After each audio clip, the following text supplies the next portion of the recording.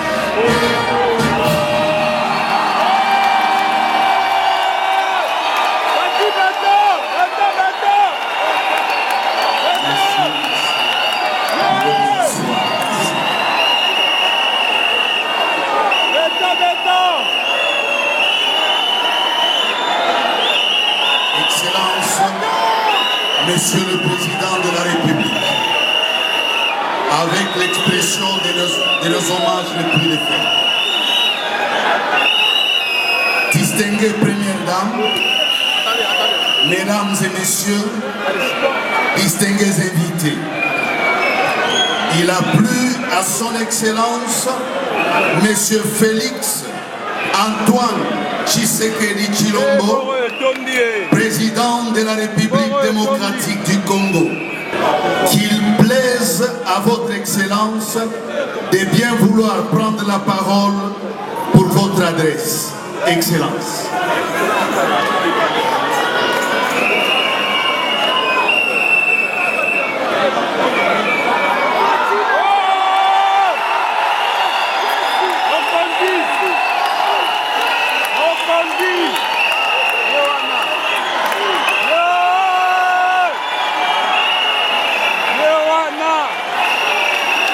président suprême. Lewana, Pablo Coelho. Lewana. Monsieur, le monsieur là. Monsieur.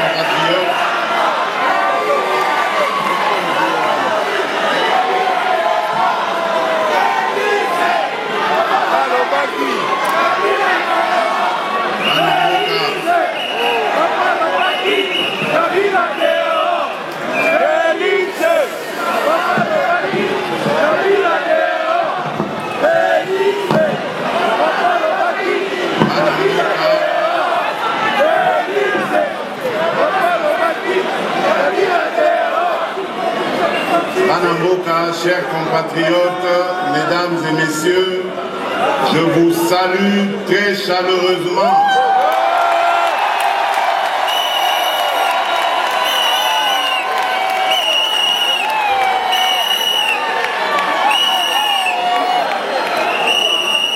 En même temps, je vous transmets les salutations de nos compatriotes restés au pays.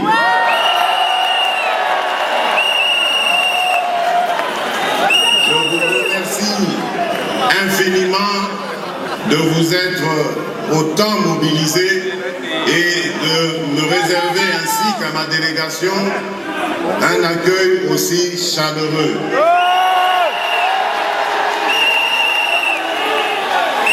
Par cette mobilisation, vous envoyez un message clair à ceux qui pensent que le pouvoir que j'incarne aujourd'hui n'est pas celui du peuple.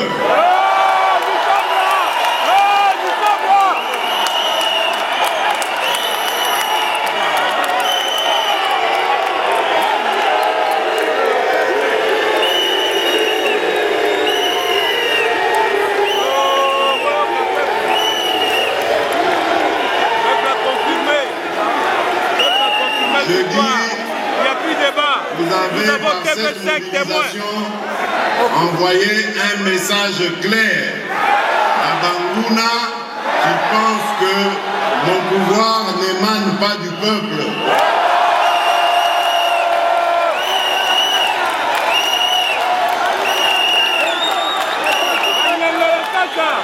Ainsi, après Bruxelles il y a quelques semaines, voici maintenant Paris.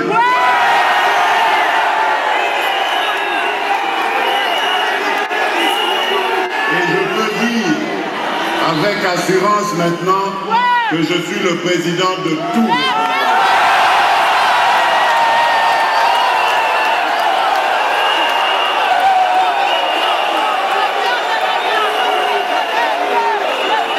Merci beaucoup, chers compatriotes. Je ne vais pas vous prendre beaucoup de temps parce que la journée se prolonge.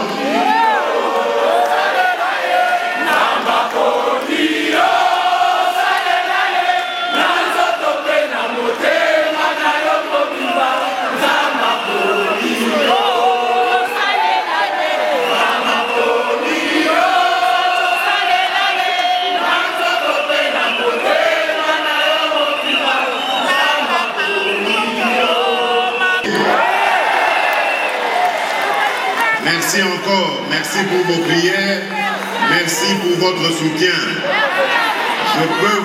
Je prends le serment ici et vous promettre que jamais je ne trahirai le Congo.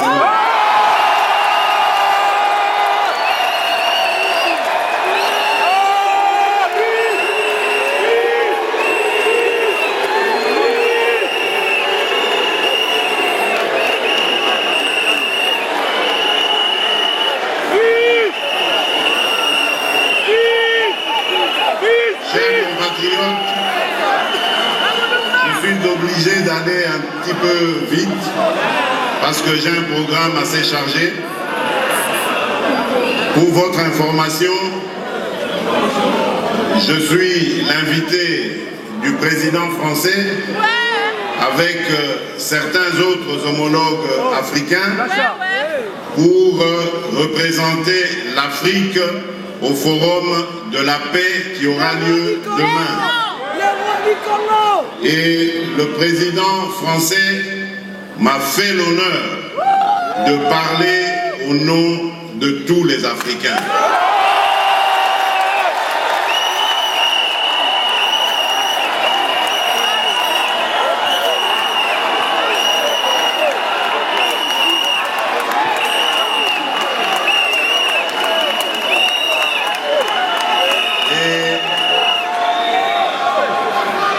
Ce soir, en prélude à l'événement de demain, il nous a invités, avec les homologues, à prendre part à un dîner qu'il organise, avant évidemment que nous ayons, lui et moi, demain, un tête-à-tête pour parler des relations franco-congolaises.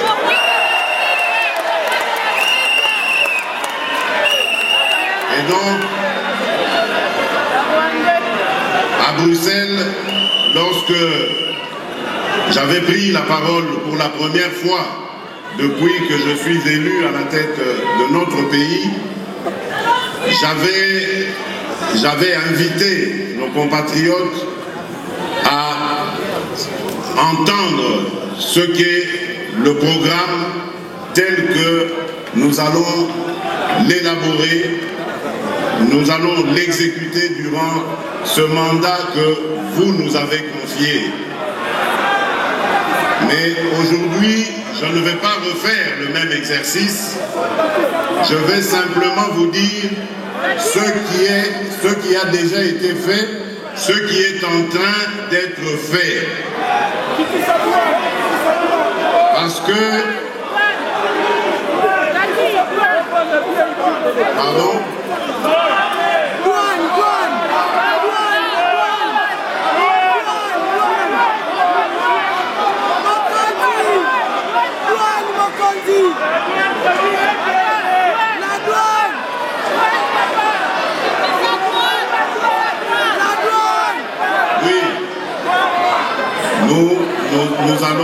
Nous allons peut-être ensuite vous entendre, vous écouter, car comme vous le savez,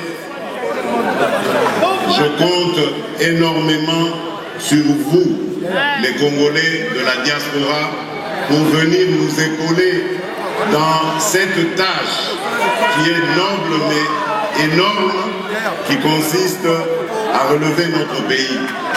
Je suis des vôtres.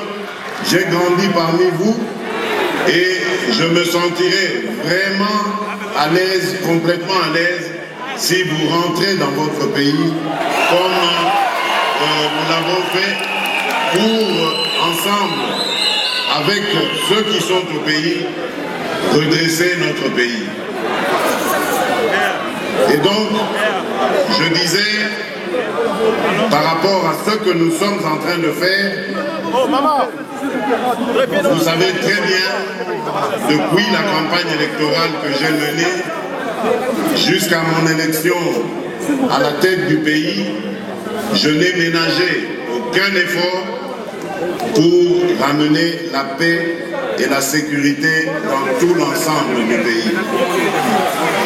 Et tant que cela ne sera pas fait, je ne m'arrêterai jamais de sillonner le monde pour que cette paix soit une réalité dans notre pays. Nous ne pouvons plus et nous n'accepterons plus que des Congolais meurent de façon stupide parce que simplement on en veut à nos minerais ou à notre sol. J'avais dit à Bukavu qu'il y a quelques semaines que je suis prêt à aller jusqu'au sacrifice suprême pour sauver la paix, sauvegarder la paix dans mon pays.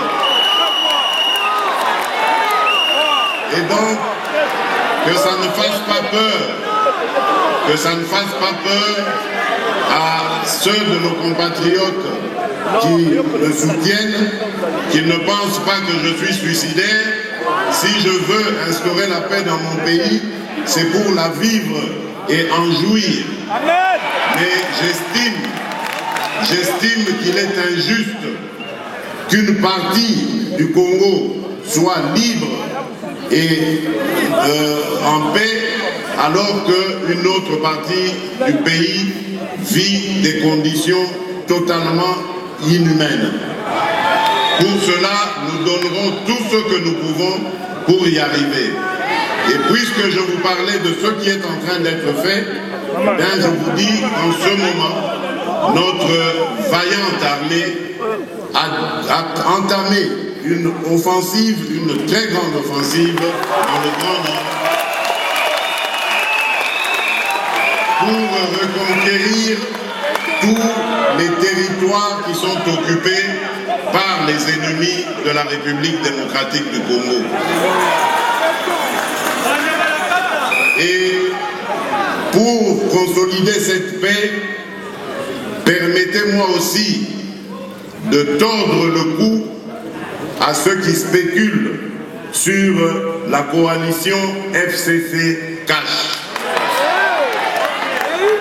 Je dois vous dire ici, les yeux dans les yeux, qu'à aucun moment nous n'avons trahi ni notre engagement, ni notre pays en faisant cette coalition.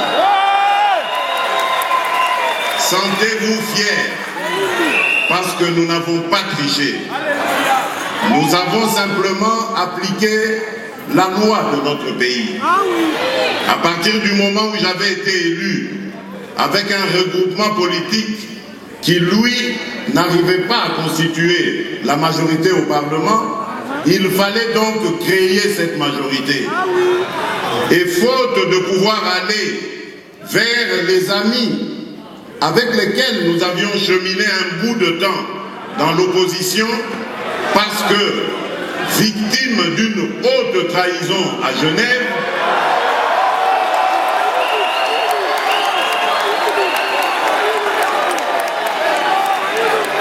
nous n'avons pas eu d'autre choix que de constater la réalité qui faisait que le FCC arrivait en tête des regroupements et à lui tout seul déjà, il faisait la majorité, mais nous avons dit, nous n'allons pas le laisser diriger le gouvernement seul, compte tenu de ce que vous savez, et donc il fallait que politiquement, nous nous mettions en coalition pour gouverner ensemble ce pays. Et je dois dire que nous avons très bien réussi, parce que le cash, à lui tout seul au Parlement, représente que 10% simplement des députés. Or, au gouvernement, nous avons réussi à avoir 35% des ministres. Et la politique qui est menée de main de maître par le Premier ministre Sylvestre Ilunga Ilunkamba est celle que j'ai inspirée.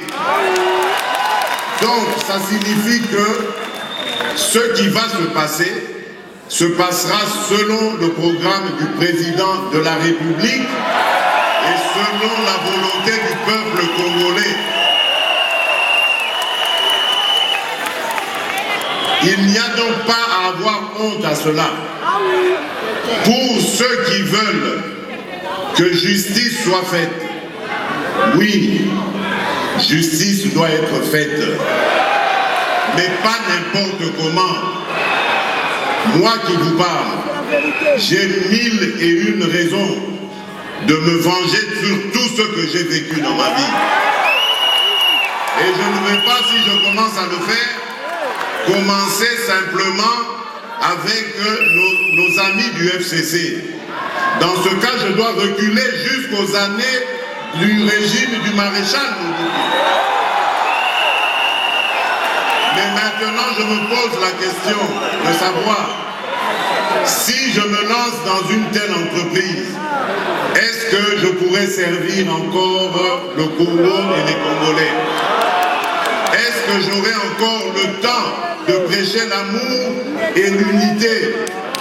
Je ne crois pas. Voilà pourquoi je dis, je vais renforcer les pouvoirs de la justice. Je vais renforcer l'état de droit pour que la justice elle-même puisse s'occuper de ses concitoyens, du présent comme du passé de notre pays. J'avais dit à Bruxelles qu'on ne fasse pas de moi un dictateur. Je ne suis pas venu pour régler des comptes personnels. Je suis une institution, je suis le président de tous les Congolais, bons et mauvais, et donc il faut laisser aux institutions le soin de régler les problèmes du Congo. Nous voulons, et je pense que nous instaurons un jour un tribunal pénal pour les crimes commis au Congo. Et ce tribunal sera institué au Congo. Pas à La Haye, pas ailleurs.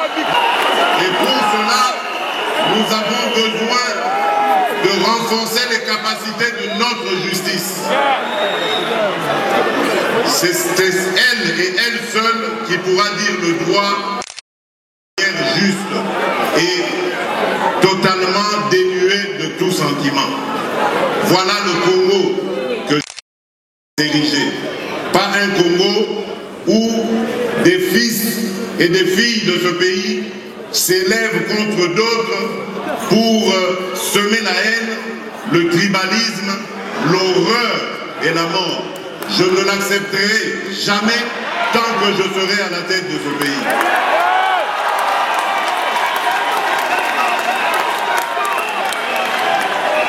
Toujours dans ce que nous sommes en train de faire, il y a le côté infrastructure.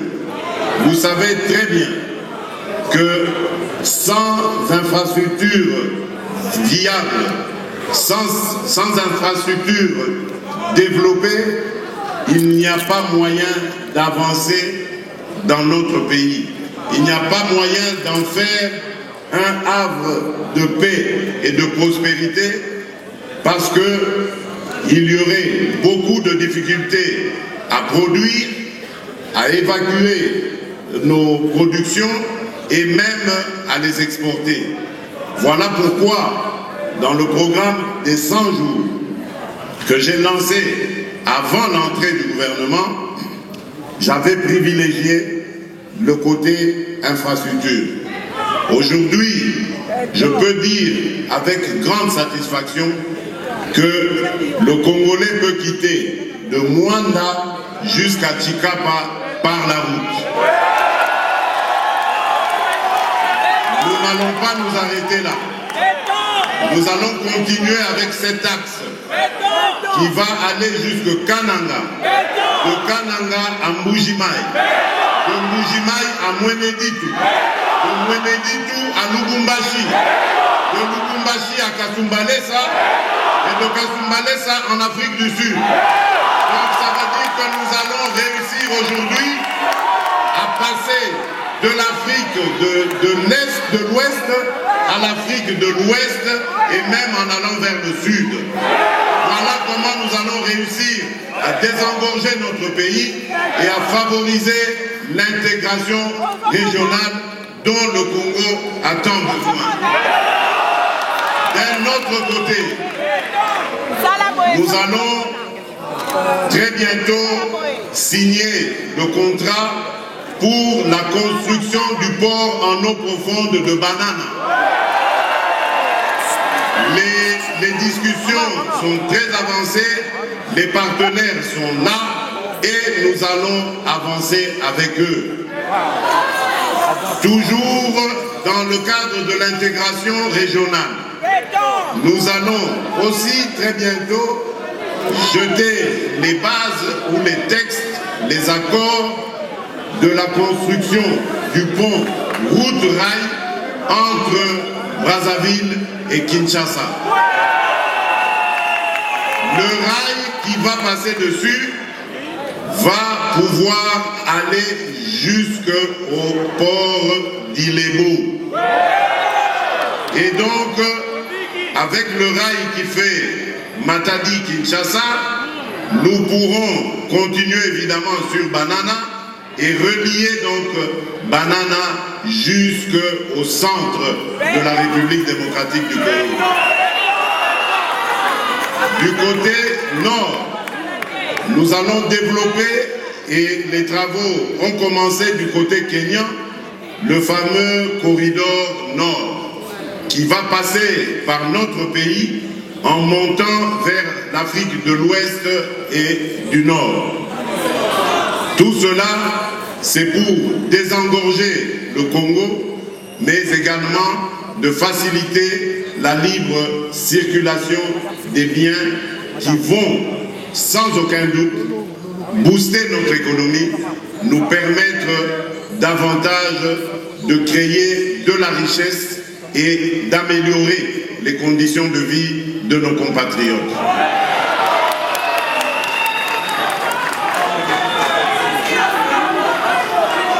Je terminerai par le côté social.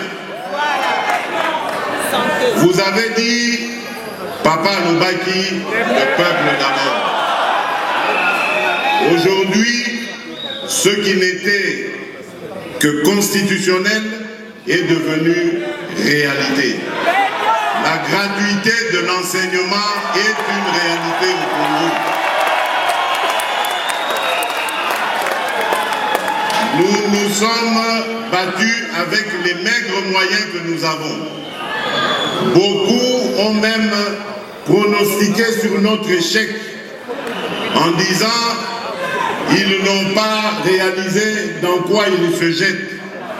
Mais moi je peux vous dire aujourd'hui que malgré les difficultés, la gratuité de l'enseignement fondamental est une réalité. Nous allons aller en l'améliorant. C'est vrai qu'aujourd'hui, il y a encore beaucoup de difficultés, surtout dans la construction d'établissements scolaires, parce qu'on voit des classes qui sont en surnombre. Nous avons un besoin d'infrastructures scolaires, mais nous n'avons pas attendu d'avoir tous ces moyens, parce qu'on ne sait pas quand est-ce qu'ils vont arriver pour lancer cette gratuité. Nous avons besoin d'un peuple éduqué, parce que c'est ce peuple qui sera le moteur de son développement. Donc, nous devons favoriser l'éducation, parce que par cette éducation viendra la justice et la paix.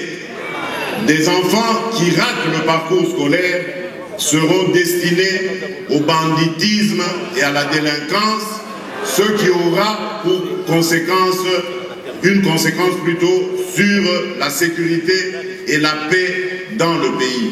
Et donc pour l'éviter, il faut absolument que nous allions dans ce sens. Et nous demandons le soutien de tous nos compatriotes.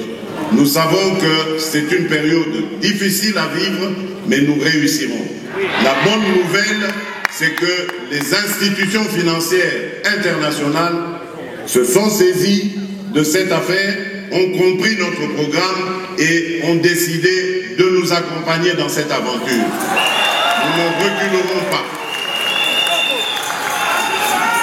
Au niveau de la mobilisation des recettes, nous avons également plusieurs chantiers, dont notamment celui de la numérisation, qui est aujourd'hui quasiment prêt. Nous allons par cette numérisation réussir à mobiliser davantage de recettes parce que nous allons élargir notre assiette fiscale et donc avoir beaucoup plus de richesses, comme je le disais tout à l'heure. Nous allons également bientôt mettre sur pied l'agence qui va s'occuper de la lutte contre la corruption. Vous savez que ce mal, la corruption, a gangréné notre économie. À cause de la corruption, aujourd'hui le Congolais est devenu la risée du monde. Notre pays, qui pourtant a beaucoup d'opportunités à offrir, fait peur à nos partenaires parce qu'ils ne savent pas dans quelle aventure ils vont se jeter quand ils arrivent au Congo. C'est une honte pour nous parce que nous avons énormément de choses à offrir à la fois à notre peuple et au monde entier. Donc, nous allons combattre ensemble cette corruption. C'est pourquoi j'ai mis sur pied déjà une agence qui va... Un pays très puissant, un pays qui peut jouer un rôle énorme au sein de l'Afrique et du monde. Et je vous fais le serment que d'ici la fin de mon mandat, vous allez voir un Congo nouveau, un Congo fort, un Congo puissant et prospère, un Congo qui va parler de l'Afrique à travers le monde entier. La prophétie. Oui, ce Congo-là est possible et je vous promets de vous le donner. Amen. Voilà pourquoi je ris souvent. Je ris souvent lorsque j'entends la polémique sur les voyages présidentiels. Mais,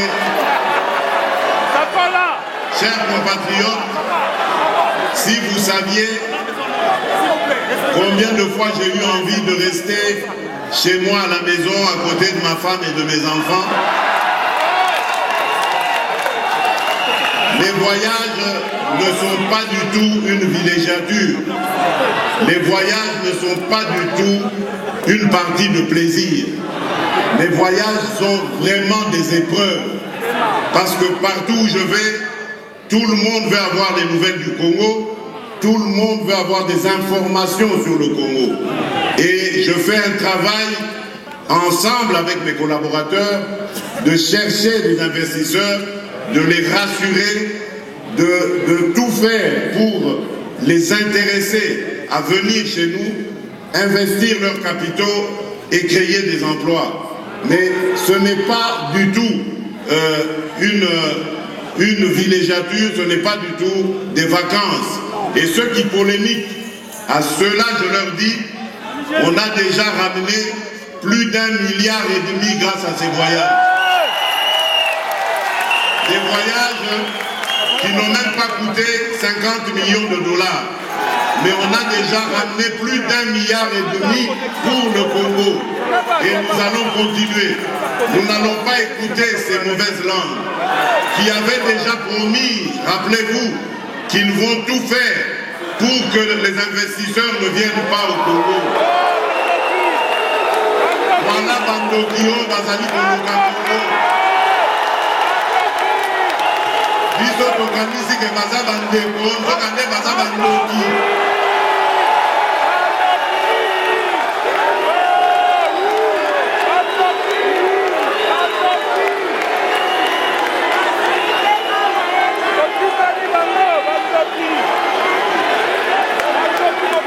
Voilà, chers compatriotes, nalingi bino mingi. Je vous aime beaucoup. Je vous remercie infiniment. Jamais je n'oublierai cet accueil. Mais je dois m'arrêter là parce qu'il est temps pour moi de repartir en mission. En mission pour vous. Pour vous pour le pays, parce que je veux que les Congolais regagnent tous leur pays, sans distinction de tribu, sans distinction de religion, sans distinction d'appartenance politique. Pour les Congolais, tout Congolais a place dans son pays. Revenez, chers compatriotes, Totonga et Koloana et Longo. Kolo abate la Bino, Kolo abate la Congo, Tokongo Nanalisoussou. Merci beaucoup.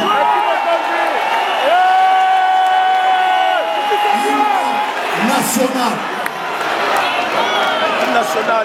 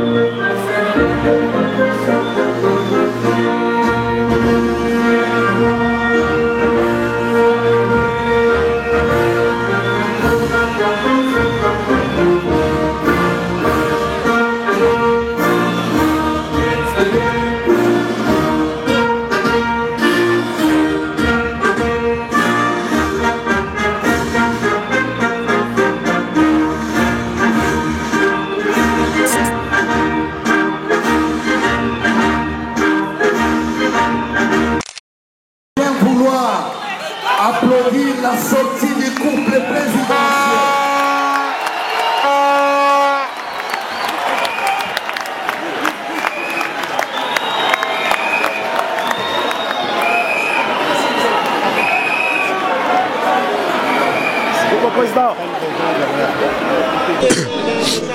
Voilà, Oeza Balafati, Balafati, Outi Londres. Alors, bonjour monsieur. Bonjour. Alors, Nanya Oloba.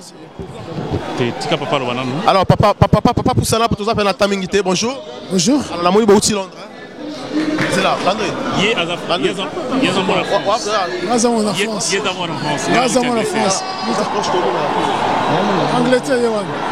Angleterre. Voilà. Ils étaient à Londres. Bah sali pour bana comme ça Fati mais bana oh bah botami à Londres. Tu veux copier ce message pour la bana bah botami à Londres bah ni bana supporter Fati. Bana oh ya poto. Balingi président Makasi baza na souci ya ko tombola culture na biso mais na kati ya mboka o ba bengi Grande-Bretagne. Ya ngo monde l'autre ko supporter Fati à travers bande ko nyoso no yo moniawa. Toza pena na besoin mboka na biso tombama. Alors comment on a dit ça? Comment on a ngambo? Ah mais c'est beau, merci beaucoup. Alors tout le monde à Londres, à Fati, voilà, Voice of Congo. Ces messages pour battre nos sobaï baké, bana lelo baboten à Londres, baliba supporter le président de la République. Merci beaucoup. Mais c'est bonjour. Hein? Bonjour. Alors on peut soutenir le président Fati. Alors au Rwanda, le président Fati Sikoyo. Fati na Olobanaye courage. Ndenga sa telemi biso tuza simanaye, pote mboka wana etelema. Et cette telemi zotambola déjà, batoza ko rêver etali bango. Merci beaucoup. Merci beaucoup. Merci beaucoup. Landry. Merci beaucoup. Ah? Alors je suis avec mon papa, mais c'est Kapela Moulumba, qui est le petit frère de notre papa, Etienne Tshisekedi. Alors, monsieur Kapela. Oui.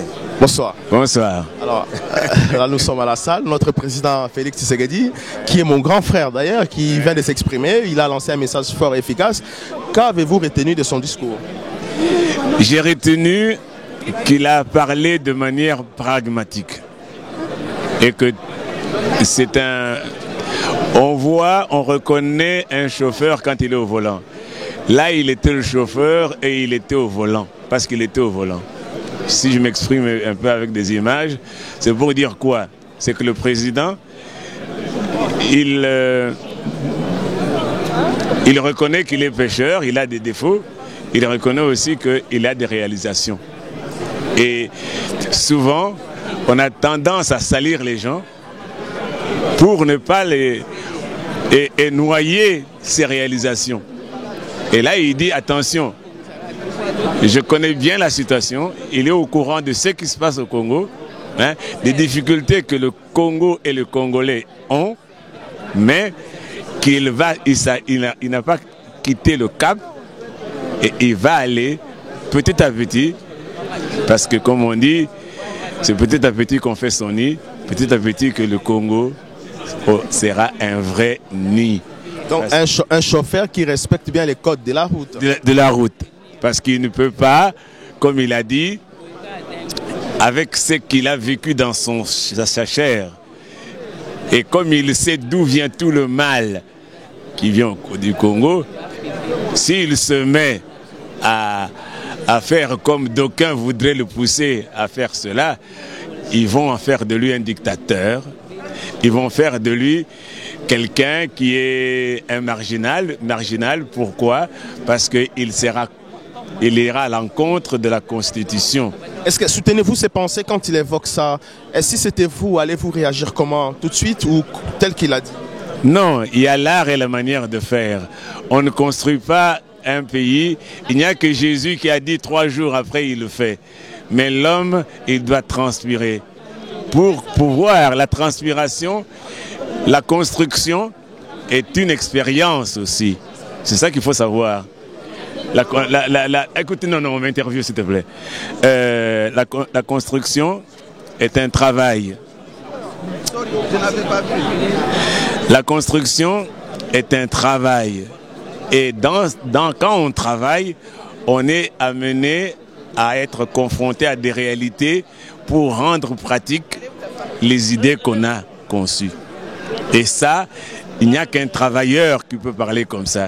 D'où sa modestie, son humilité vis-à-vis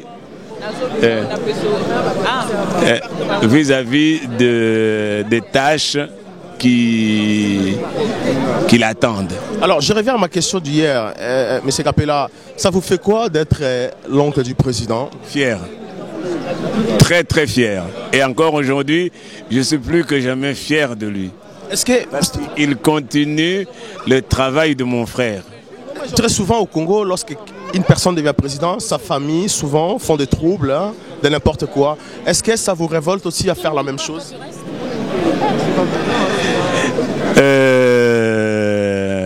Écoutez, il y a une catégorie. Le Congo, tous les Congolais ne sont pas faits du même moule.